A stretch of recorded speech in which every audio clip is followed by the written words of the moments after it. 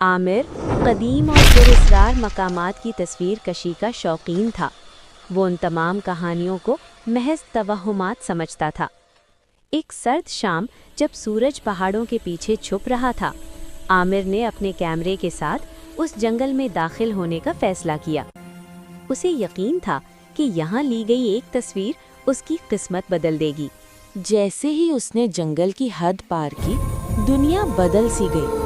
रोशनी गायब हो चुकी थी। घने और सदियों पुराने दरख्त आसमान को मुकम्मल तौर पर ढांप चुके थे। फिजा में जली हुई लकड़ी और गीली मिट्टी की अजीब सी बू थी। चंद कदम चलने के बाद ही आमिर को महसूस हुआ जैसे कोई उसके पीछे चल रहा हो। वो फौरन मुड़ा, लेकिन वहाँ कोई नहीं था। अचानक खामोशी को चीरती हुई बांसुरी की मधम आवाज़ सुनाई दी।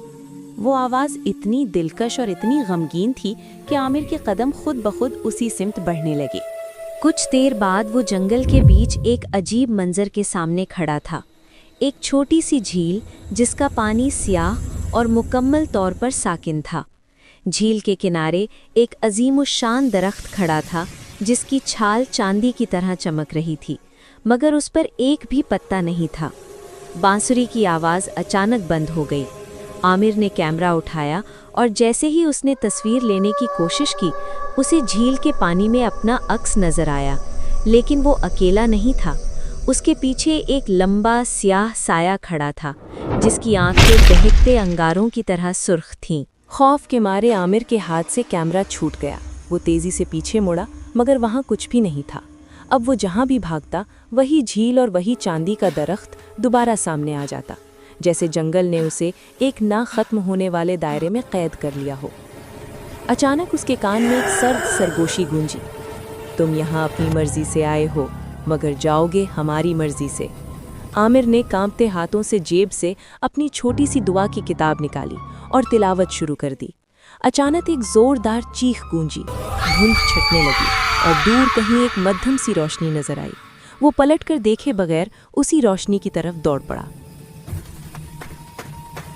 जब आमिर जंगल से बाहर निकला तो सूरज तुलू हो चुका था।